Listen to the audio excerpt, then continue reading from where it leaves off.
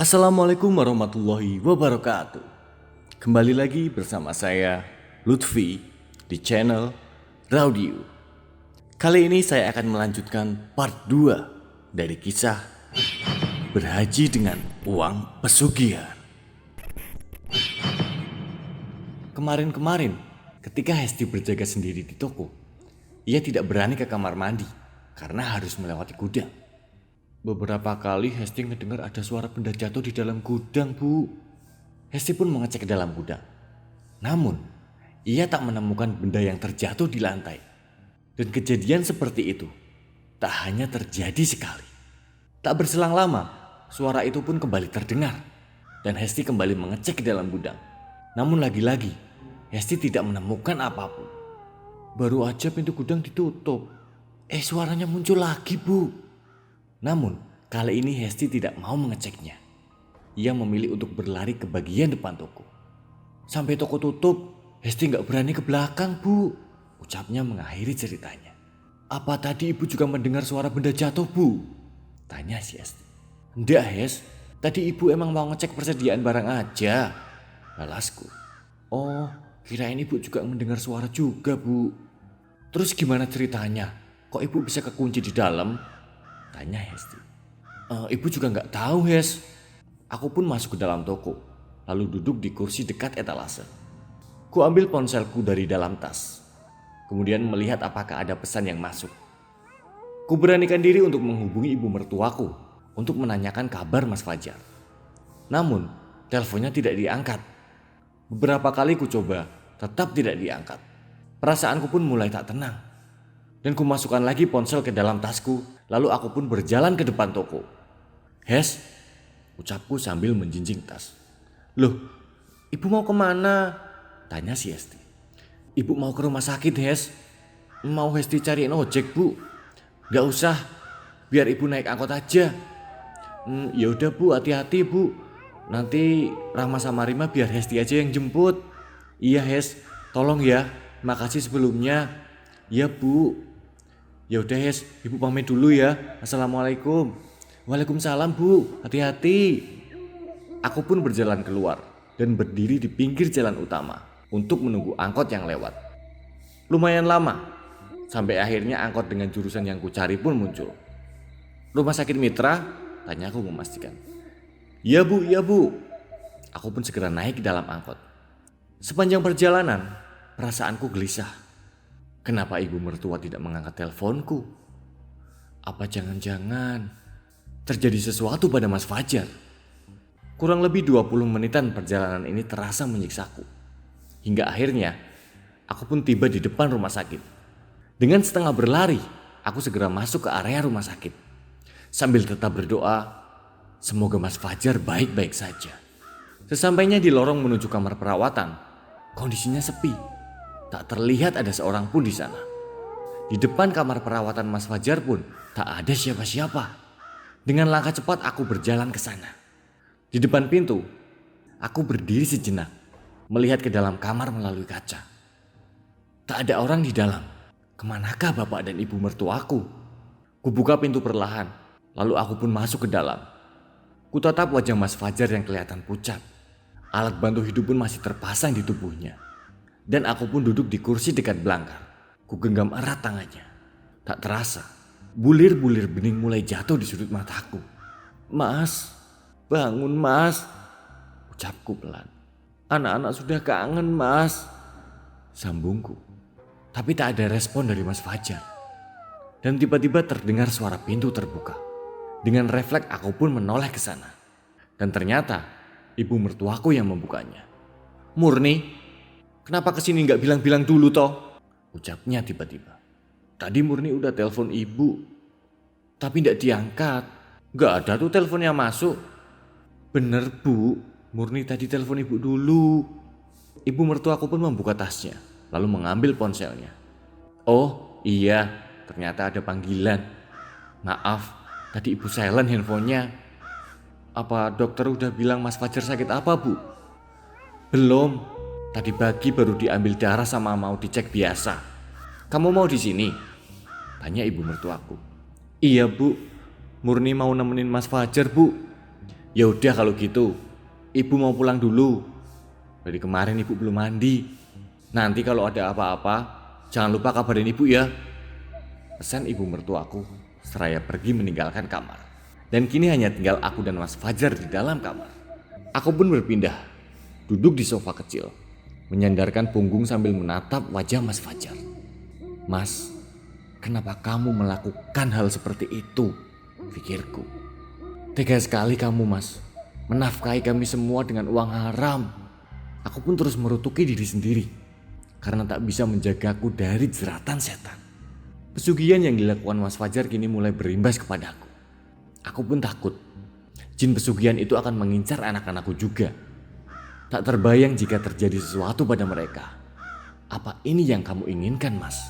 Pikiranku menerawang jauh ke belakang, membayangkan masa-masa awal pernikahanku yang dulu. Kondisi keuanganku dulu tidak terlalu baik. Begitu pula dengan Mas Fajar. Sehingga kami hanya mampu mengontrak sebuah rumah petak kecil di pinggiran kota. Saat itu aku masih bekerja sebagai penjaga toko kue. Sedangkan Mas Fajar bekerja sebagai buruh pabrik. Hidup pas-pasan tidak membuat kami kehilangan kebahagiaan. Justru, aku merasa lebih bahagia pada saat itu. Hanya dengan duduk berdua di depan televisi tabung pun, hati ini sudah merasa senang. Namun, menjalani bahtera rumah tangga rasanya tak lengkap bila belum melalui badai. Apa kamu ingat, Mas, masa-masa terberat kita saat aku hamil mengandung Wawan dan harus berhenti bekerja, dan tak berselang lama kamu pun di PHK dari pabrik tempat kamu bekerja, ucapku sambil menatap Mas Fajar yang masih terbaring koma. Tak memiliki persediaan uang, kami pun sampai pontang-panting mencari uang untuk biaya persalinan. Mas Fajar pun sampai harus mencari kerja serabutan. Dan sementara itu, aku mulai membuat kue dan menitipkannya ke warung-warung kecil dekat rumahku. Hingga akhirnya Wawan pun lahir. Tapi kami belum memiliki cukup uang untuk membayar biaya persalinan. Beberapa hari aku sempat ditahan di rumah sakit. Hingga akhirnya keluarga besar kami pun patungan dan aku pun bisa kembali ke rumah. Beberapa kali ibu mertuaku menawarkan bantuan, tapi Mas Fajar selalu menolaknya. Ia tetap memiliki tekad yang kuat untuk membiayai keluarganya dengan usahanya sendiri. Pernah pada suatu hari, Mas Fajar pulang ke rumah dengan wajah lesu. Bajunya kotor, serta bau keringat tercium kuat dari tubuhnya. Maaf Mur, hari ini Mas cuma dapat uang segini, ucap Mas Fajar sambil menyerahkan uang Rp25.000. Saat itu tak ada senyuman yang terlihat di wajahnya. Namun, aku selalu berusaha untuk membesarkan hatinya dengan berkata, "Ndak apa-apa Mas, bareng-bareng, yang penting halal." Tak masalah berapapun uang yang didapatkan oleh Mas Fajar. Yang penting, ia mendapatkannya dengan cara yang halal. Singkat cerita, Wawan pun sudah beranjak besar, sehingga aku bisa kembali bekerja membantu perekonomian keluarga.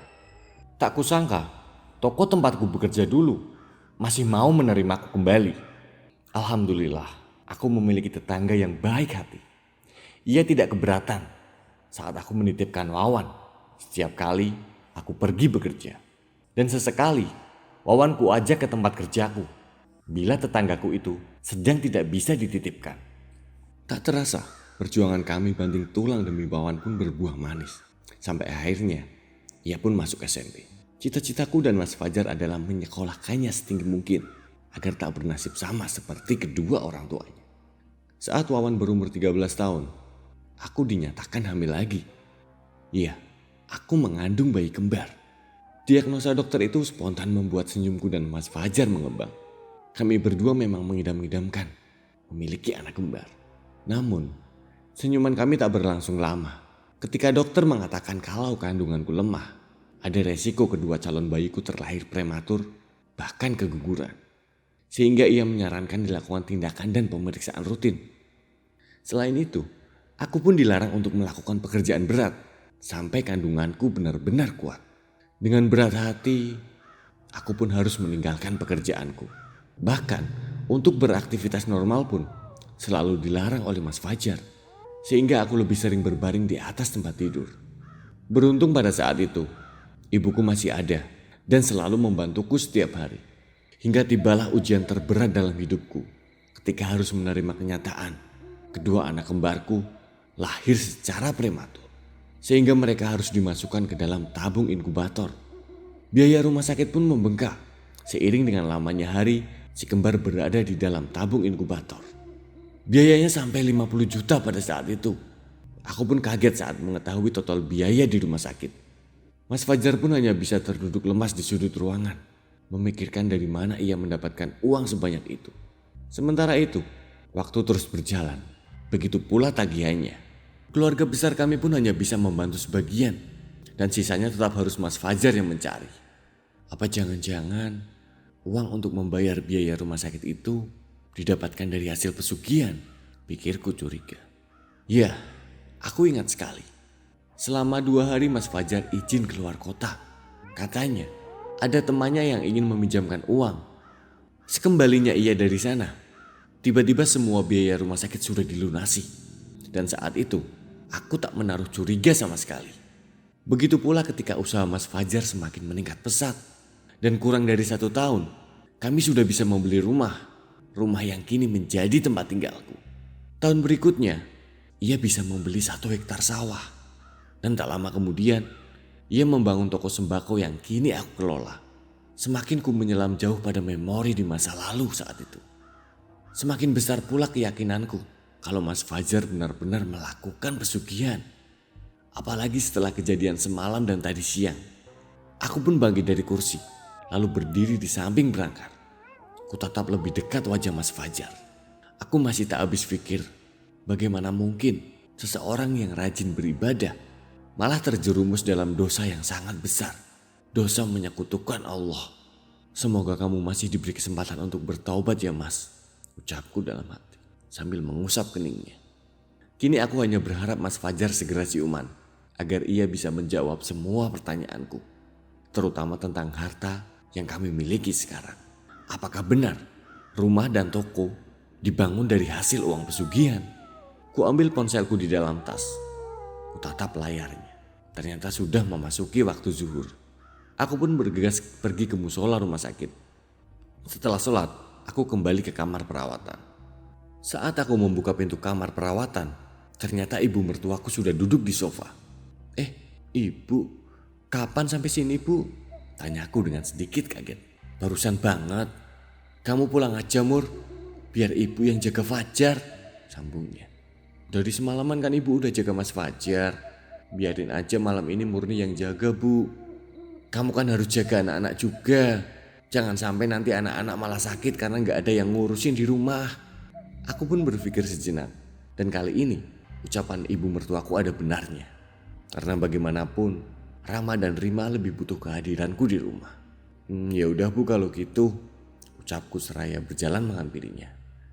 Aku pun kemudian mencium punggung tangannya. Murni pulang dulu ya bu. Iya, hati-hati. Aku pun segera pamit dan pulang ke rumah. Setibanya di rumah, kulihat pintu depan terbuka. Aku pun masuk dengan perlahan, ingin memberi sedikit kejutan. Rama dan Rima sedang duduk di lantai ruang tengah, lengkap dengan mainan yang berserakan. Sementara Hesti duduk di kursi sambil menatap layar televisi.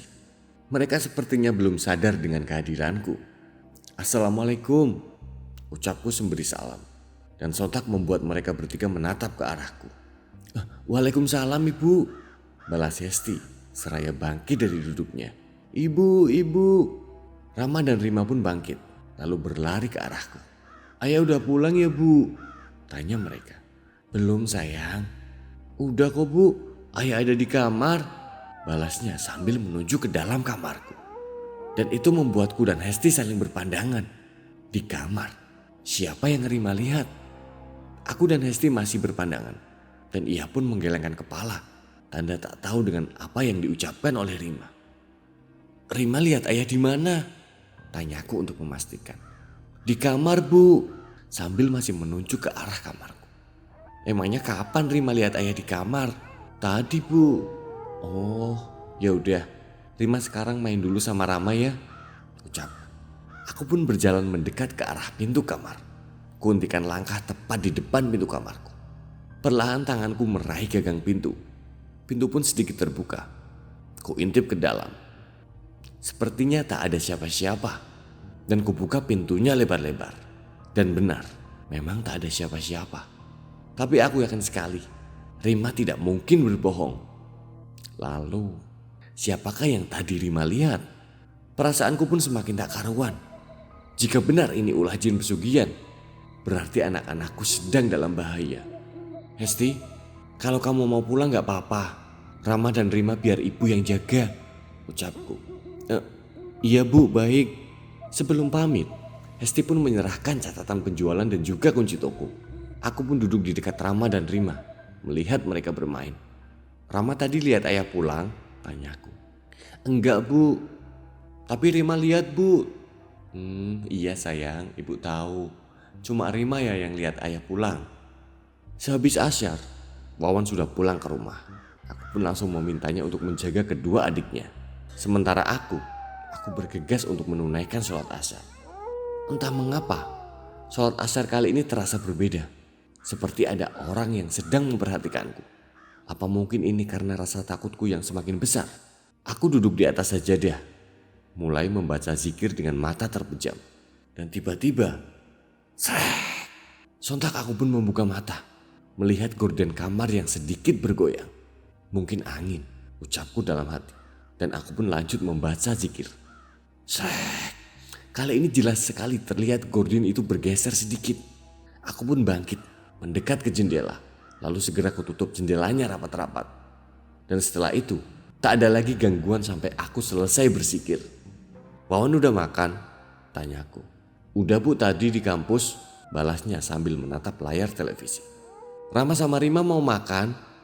Keduanya kompak menggelengkan kepala. Langit pun sudah mulai gelap. Dan tak lama, terdengar suara azan maghrib berkumandang. Segera aku matikan televisi, lalu mengajak anak-anakku untuk sholat berjamaah. Wawanlah yang kini menjadi imamnya. Setelah selesai sholat berjamaah, kulihat Wawan khusyuk berdoa. Samar-samar terdengar suara isak tangisnya. Aku pun menggeser tempat duduk, lebih dekat kepada Wawan. Wan, ucapku pelan, seraya menyentuh pundaknya. Iya bu, jawabnya dengan kepala tertunduk. Wan, kamu ndak apa-apa nak? Enggak apa-apa bu. Ia masih tetap menundukkan kepala, tak mau melihat ke arahku. Aku pun bergeser, semakin dekat dengannya. Ku angkat dagunya perlahan, menatap wajahnya yang basah, penuh dengan air mata. Wan, kamu kenapa nangis nak? Tanyaku. Wawan kangen bapak bu. Tangisnya pun kembali pecah. Mataku sendiri mulai berembun. Ku ulurkan tangan, lalu segera memeluknya. Sudah, sekarang kamu doakan saja. Semoga bapak cepat sehat. Aku pun berusaha untuk menenangkannya. Biasanya bapak yang jadi imam sholat, ucapnya. Iya, sekarang kan bapak masih sakit. Gantian kamu yang harus jadi imamnya ya, buat gantiin bapak sementara. Tiba-tiba terasa sentuhan hangat di punggungku. Dan ternyata Rama dan Rima sudah memelukku dari belakang. Dan cukup lama kami berpelukan. Sungguh aku tak menyangka cinta anak-anakku kepada Mas Fajar begitu besar, sehingga aku tak sanggup menceritakan yang sebenarnya.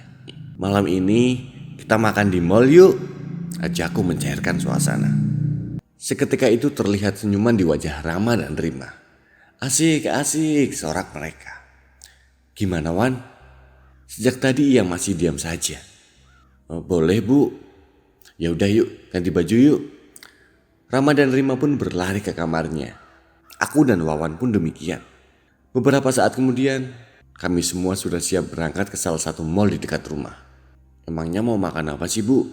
Tanya Wawan sambil memegang kemudi mobil. Bebas Wan, kalian aja yang milih.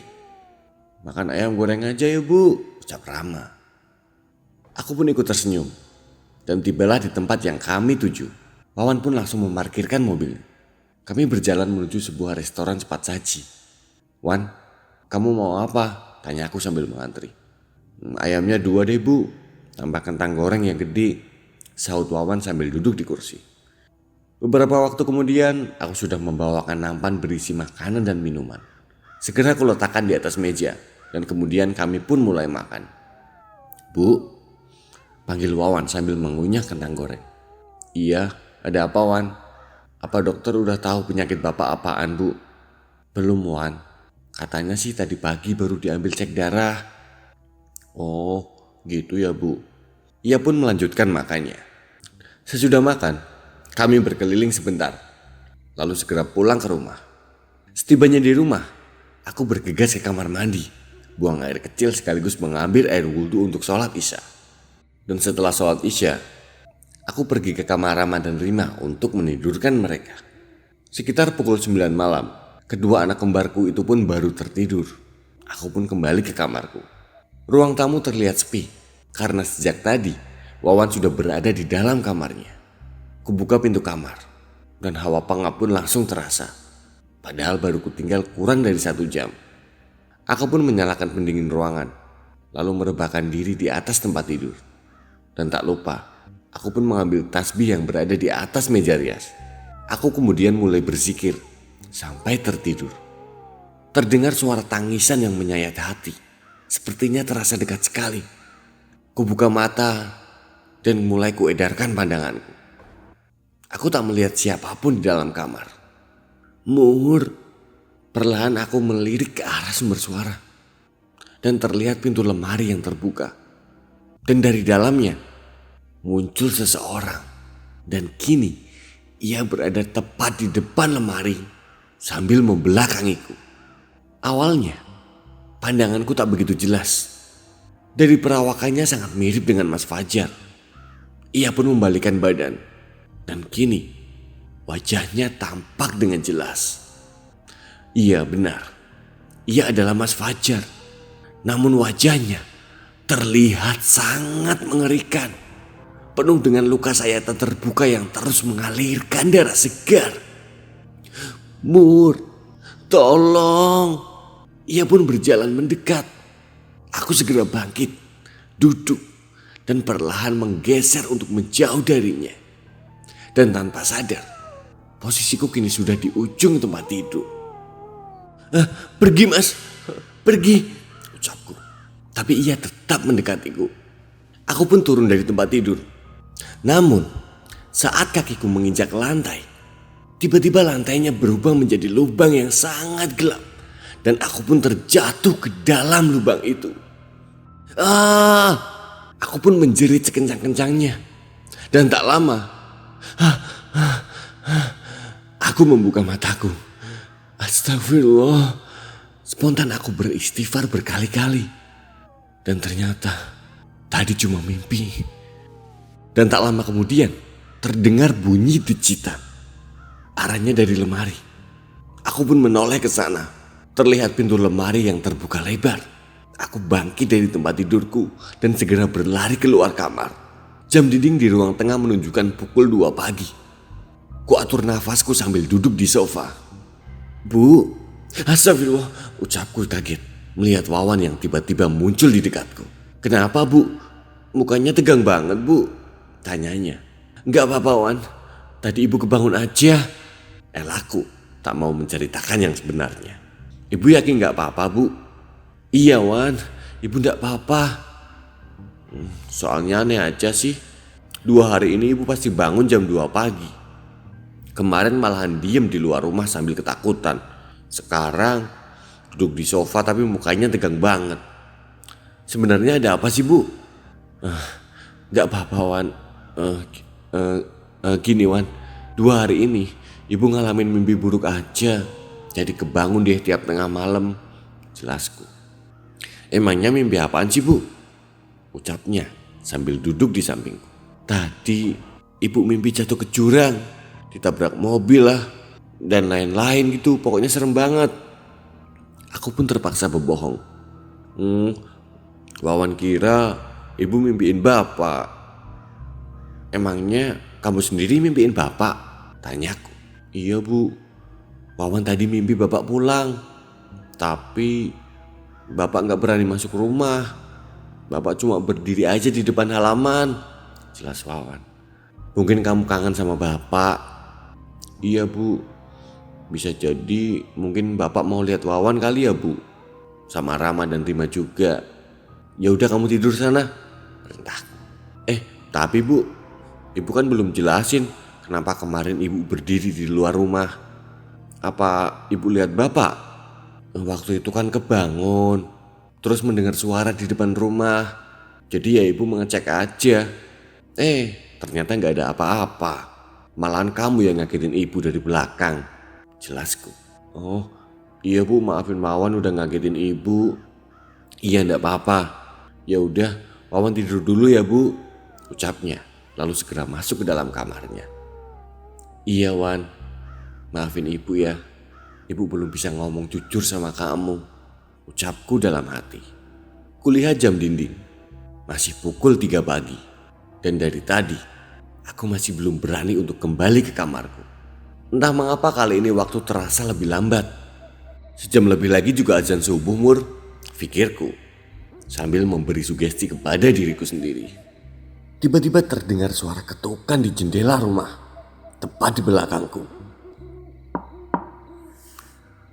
Ketukannya terdengar lagi. Suaranya seperti lemparan batu kerikil ke kaca. Aku pun beranjak. Aku duduk di lantai, menghadap ke televisi. Ingin sekali ku nyalakan televisi. Tapi aku khawatir itu akan mengganggu tidur anak-anakku. Dalam hati, aku pun mulai merapal doa.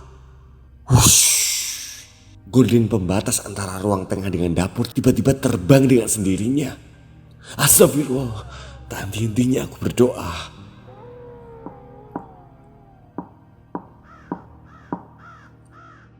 Suara ketukan di jendela terdengar lagi, dan kali ini terdengar lebih cepat. Dalam hati, ku ulang-ulang bacaan ayat kursi agar setan-setan pengganggu ini segera pergi. Cukup lama, aku terdiam sambil merapal doa. Dan tiba-tiba, suara benturan keras terdengar dari pintu depan. Astagfirullah, aku pun spontan berteriak. Lalu aku membaca ayat kursi dengan suara lantang. Dan setelah itu, suasana berubah menjadi senyap. Kutatap gorden yang dari tadi bergoyang-goyang dan kini sudah diam seperti semula. Aku menarik nafas panjang, lalu kuhembuskan perlahan agar diri ini bisa lebih tenang. Dan irama jantung pun mulai melambat. Aku masih duduk di lantai, tak berani beranjak dari sana. Sampai terdengar azan subuh berkumandang. Seketika itu juga hatiku jauh lebih tenang. Setelah itu aku pun bangkit, lalu berjalan ke kamar mandi untuk mengambil air wudhu.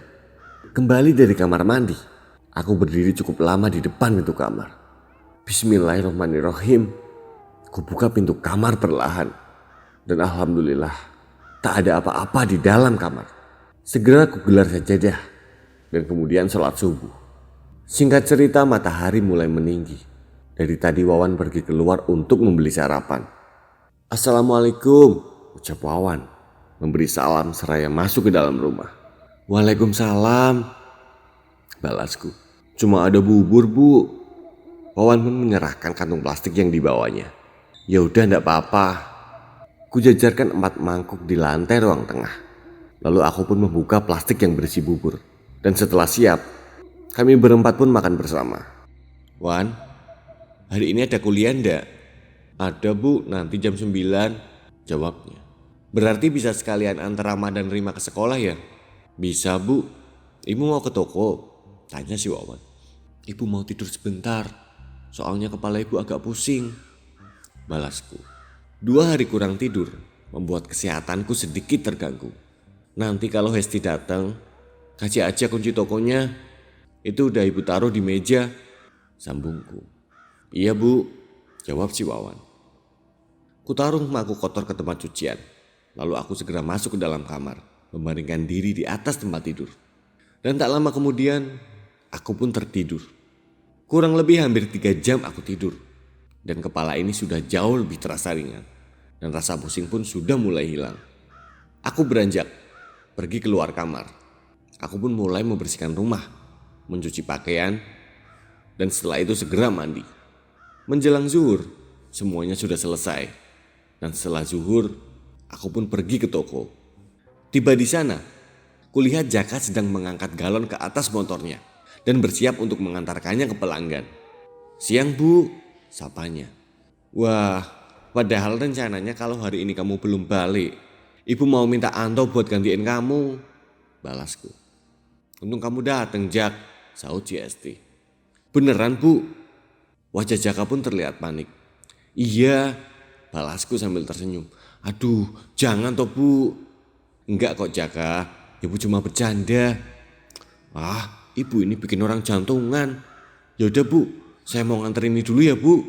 Iya sana, hati-hati, balasku seraya masuk ke dalam toko. Setelah mengecek beberapa catatan belanja dan penjualan, aku pun memberanikan diri untuk memeriksa ke dalam gudang. Bismillahirrahmanirrahim, ucapku seraya membuka pintu gudang. Dan syukur, kali ini tak ada gangguan macam-macam. Setelah memeriksa barang di dalam gudang, aku pun duduk di kursi samping etalase. Tapi baru sebentar, perasaanku sudah gelisah. Seperti merasakan akan terjadi sesuatu. Tapi aku tak tahu apa itu. Dalam hatiku hanya bisa berdoa, semoga tidak terjadi apa-apa dengan anakku. Mas Fajar, gumamku saat melihat ke seberang jalan di depan toko. Aku menggosok mata berkali-kali, memastikan apa yang kulihat di seberang jalan. Dan benar, itu adalah Mas Fajar. Ia sedang berdiri sambil menatap ke arahku. Bu, ucap Hesti mengalihkan pandanganku. Iya, Hes, itu ada yang bayar, Bu. Ternyata di hadapanku sudah ada seseorang yang berdiri sambil membawa barang belanjaannya. Oh iya maaf. Aku pun melayani pembeli. Dan setelah itu kembali kulihat ke seberang jalan. Dan Mas Fajar masih di sana. Ibu liatin apa sih? Serius banget, ucap Hesti. Itu Hes. Saat aku menatap ke seberang jalan, Mas Fajar sudah tidak ada di sana. Itu apa toh, Bu? Udah lupain. Bukan apa-apa kok. Apa jangan-jangan perasaan gelisah ini ada hubungannya dengan Mas Fajar? Pikirku seraya bangkit dari kursi. Mau kemana, Bu? Tanya Hesti. Hes, hari ini tolong jemput Rama sama Rima lagi ya. Ibu mau ke rumah sakit, balasku. Iya, Bu. Aku pun berjalan keluar toko. Ibu gak mau nunggu Jaka dulu. Dia masih nganter galon loh, Bu, ucap Hesti. Nanti kan bisa minta dia antar ke rumah sakit, Bu, lanjutnya. Nggak usah, Hes, biar ibu naik angkot aja. Aku pun berdiri di pinggir jalan menunggu angkot lewat. Dan tak lama kemudian angkot dengan jurusan rumah sakit pun lewat. Aku pun bergegas naik. Ku ambil ponsel di dalam tas, mencoba menghubungi ibu mertuaku. Dan lagi-lagi tak ada jawaban. Kenapa susah banget dihubungi sih? Gerutuku. Hari ini ibu mertuaku masih ingin menemani Mas Fajar di rumah sakit. Sementara aku dimintanya untuk pulang saja. Dan keesokan harinya, pagi-pagi sekali aku sudah memasak. Dan rencananya aku ingin mengantarkan sarapan itu ke rumah sakit. Karena kemarin ibu mertuaku sempat mengeluh karena makanan di sekitar rumah sakit kurang begitu enak. Mau Wawan antar, Bu? Tanya si Wawan. Gak usah, Wan. Ibu cuman sebentar aja kok. Lah terus ibu mau naik apa? Kan ibu bisa naik angkot. Mending Wawan antar aja deh, Bu. Udah gak usah. Kamu nemenin Rama sama Rima aja. Aku pun melangkah keluar rumah sambil membawa rantang yang berisi makanan. Lalu aku pun berjalan ke jalan utama untuk menunggu angkot. Kutatap jam di ponselku. Masih pukul 6 pagi. Tak lama angkot pun muncul dan bergegas aku segera naik ke dalam angkot. Setibanya di rumah sakit, aku langsung menuju kamar Mas Fajar. Lorong-lorong rumah sakit masih terlihat sepi dan di depan pintu kamar, aku berdiri sebentar menatap ke kaca. Aku sungguh terkejut saat melihat Pak Endi sudah ada di dalam. Pagi-pagi begini, apa yang ia lakukan di kamar Mas Fajar? Ibu mertuaku juga ada di dalam sana, duduk di sofa kecil. Sementara Pak Endi berdiri di dekat Mas Fajar. Terlihat sesekali Pak Endi melakukan gerakan aneh, seperti menarik sesuatu dari langit-langit. Dan aku melihat tubuh Mas Fajar bergerak-gerak. Sontak, aku pun memegang gagang pintu. Namun, aku tak membuka pintu. Sambil tetap menatap ke dalam. Terlihat ibu mertuaku bangkit dari duduknya dan kemudian menghampiri Pak Endi. Terjadi sebuah percakapan di antara mereka.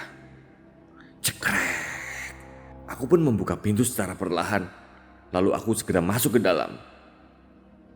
Jin pesugihannya marah, Bu. Mereka mau balas dendam sama Fajar dan keluarganya, ucap Pak Endi. Lalu solusinya gimana supaya Fajar bisa sembuh? Tanya ibu mertuaku. Kita harus sediain tumbal lagi kayak dulu, balasnya.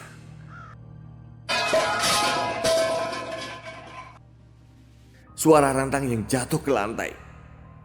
Sontak, ibu mertuaku dan Pak Endi pun melihat ke arahku. Murni, ucap ibu mertuaku dengan wajah terkejut. Mataku memerah, menahan amarah. Tak kusangka aku harus mendengar percakapan ini. Jadi selama ini, ibu mertuaku sudah tahu kalau Mas Fajar melakukan pesugihan. Murni, ngapain kamu pagi-pagi kesini? Ucap ibu mertuaku dengan suara tinggi sambil menghabiriku. Jadi sebenarnya ibu sudah tahu. Tahu apa? Ibu sudah tahu kalau Mas Fajar sudah melakukan pesugihan. Ibu mertuaku pun terdiam, tak sanggup berkata-kata. Apa kamu juga sudah tahu kalau Fajar melakukan pesugihan? Tanya Pak Endi. Aku pun menganggukkan kepalaku. Dari kapan kamu tahu? Sejak beberapa hari lalu, waktu Mas Firman dan Pak Ustadz Imron datang ke sini, balasku. Firman juga tahu? Tanya ibu mertuaku. Semakin terkejut saat mengetahui bahwa anak pertamanya juga sudah tahu. Iya, Bu. Duduk dulu, Mur. Nanti ibu sama Pak Endi mau jelasin. Enggak, Bu. Aku pun menolaknya. Tetap berdiri di dekat pintu. Ibu udah ngelarang dia pergi ke tanah suci. Tapi Fajar tetap keras kepala, ucap ibu mertuaku seraya duduk di sofa. Sekarang jadi gini kan, semuanya harus menanggung akibatnya, sambungnya. Termasuk kamu dan anak-anakmu juga, Mur. Sambungnya lagi sambil menatap ke arahku. Bukan pergi hajinya yang salah, Bu. Tapi ibu dan Mas Fajar yang salah. Sudah tahu perbuatan menyekutukan Allah itu dosa besar, sangat besar. Tapi kenapa tetap dilakukan? Ucapku dengan nada meninggi. Kamu jangan kurang ajar, Murni. Ia pun bangkit dari duduknya sambil marah. Ini semua gara-gara kamu juga awalnya. Udah tahu punya kandungan lemah, tapi tetap masih maksain buat hamil. Terus kalau nggak dari pesugihan, mau dapat uang dari mana buat bayar biaya rumah sakit? Jelas dari ibu mertuaku. Kalau Murni tahu dari dulu, Murni juga gak bakalan mau, Bu.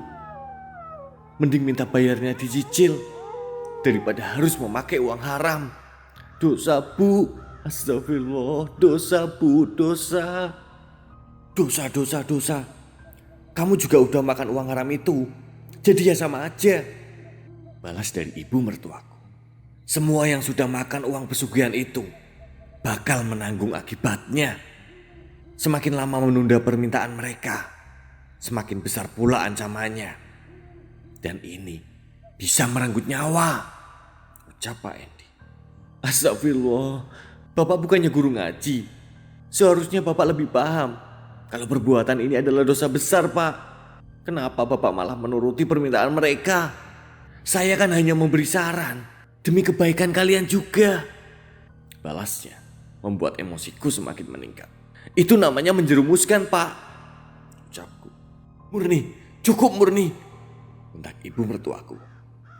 Mending kamu keluar sekarang, imbuhnya lagi.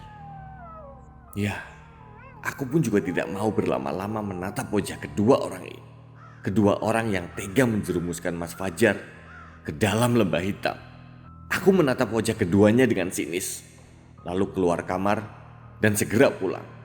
Tak terasa air mataku pun mengalir. Sakit rasanya dihianati oleh keluargaku sendiri. Ibu mertuaku yang sudah kuanggap sebagai ibu sendiri tega sekali melakukan hal ini. Apalagi ini bisa berdampak kepada keselamatan anak dan juga cucunya. Sesampainya di rumah, aku langsung masuk ke dalam kamar, meluapkan semua emosi yang kupendam, walaupun hanya dengan sebuah tangisan. Tok tok tok, Bu, panggil Wawan sambil mengetuk pintu. Iya Wan, sahutku. Ibu ndak apa-apa kan? Kok pintunya dikunci sih Bu? Ndak apa-apa Wan. Ibu, ibu lagi ganti baju aja. Balasku seraya menyeta air mataku. Kemudian aku pun bangkit dan segera membuka pintu. Dan Wawan masih berdiri di sana. Ibu habis nangis? Enggak Wan. Tapi kelihatan kok kalau ibu habis nangis. Emangnya ibu nangis kenapa? Bapak nggak kenapa-napa kan Bu? Tanya si Wawan. Alhamdulillah. Bapakmu sudah nggak apa-apa. Cuman memang belum sadar aja. Ibu kangen bapak ya Bu? Aku pun terpaksa mengangguk pelan. Semuanya kangen bapak Bu. Yang penting ibu harus kuat. Biar Wawan, Rama dan Rima juga ikutan kuat. Ucapnya membesarkan hatiku. Iya Wan, terima kasih. Aku pun segera menghampiri Rama dan Rima yang sedang duduk menonton televisi. Lalu memintanya untuk segera mandi. Singkat cerita sekitar pukul 9, aku pun mengantar mereka ke sekolah. Dan setelah itu, aku segera pergi ke toko. Ibu, tadi ada Pak RT datang ke sini Bu, ucap Hesti setibanya aku di toko. Loh, memangnya ada apa Hes? Pak RT cuma mau nanya, Bapak udah siuman apa belum? Oh, ya udah kalau gitu, nanti biar ibu telepon Pak RT. Emangnya Bapak belum siuman toh Bu? Tanya si Hesti. Belum Hes, kamu bantu doain aja ya, biar Bapak cepet siuman. Iya Bu, semoga Bapak cepet siuman ya Bu. Iya. Aku pun masuk ke dalam toko. Singkat cerita, setelah duhur, aku menjemput Rama dan Rima di sekolah. Setelah beberapa hari terakhir ini, Hesti yang menggantikan tugasku. Kemudian aku pun segera pulang ke rumah. Sesampainya di rumah, aku menggantikan baju Rama dan Rima. Setelah itu aku pun sholat. Selesai sholat, aku pun mengajak mereka ke toko. Gimana sekolahnya tadi? Tanya Hesti yang sedang berdiri di depan toko. Seru mbak, saut Rama dan Rima. Kalian main sama Mbak Hesti dulu sana, perintahku. Seraya masuk ke dalam toko dan duduk di tempat biasa. Dari kursi di dekat etalase, aku bisa melihat Rama dan Rima sedang bermain di depan toko. Dan Hesti bertindak sebagai pengawasnya. Entah mengapa, tiba-tiba mataku berembut. Dan bulir-bulir bening pun jatuh di sudut mataku. Iya, aku menangis. Memikirkan nasib kedua buah hatiku itu. Bagaimana jika nanti jin pesugihan itu mengincar mereka juga? Anak-anak polos yang tidak tahu apa-apa. Ibu, panggil Rama seraya menghampiriku. Buru-buru kuseka air mata dengan tisu. Iya nak, ada apa ya? Balasku sambil tersenyum. Ibu, jangan bilang Rima kalau aku di sini ya Bu, pintanya. Emangnya kenapa sih sayang? Rama sama Rima lagi main petak umpet. Aku pun melihat ke depan toko. Dan ternyata Rima sedang menutup matanya sambil menghadap pohon. Ya udah tenang aja, ibu gak akan bilang ke Rima kok. Rama pun berlari ke dalam. Dan tak lama kemudian, kali ini terlihat Rima yang gantian datang menghampiriku. Ibu, lihat Rama ndak? Tanyanya polos. Aku pun menggelengkan kepalaku. Ibu jangan bohong, dosa tahu Bu, ucapnya polos. Dan aku hanya bisa tersenyum. Ibu udah janji sama Rama, ndak boleh kasih tahu ke kamu, balasku. Ibu nggak mau nolong Rima, ya udah, Rima nyari sendiri, ucapnya. Lalu mulai menyisiri setiap sudut toko. Cukup lama tak terdengar suara kedua anakku itu. Sampai terdengar suara benda terjatuh dari bagian belakang toko. Sontak aku pun langsung berdiri, lalu berlari ke arah sumber suara. Terlihat Rima sedang berdiri di depan pintu gudang. Rama mana? Tanyaku padanya. Rima pun menunjuk ke arah gudang. Tanpa berbicara sepatah kata pun. Aku pun bergegas untuk membuka pintu gudang. Dan aku sangat terkejut saat melihat ke dalam.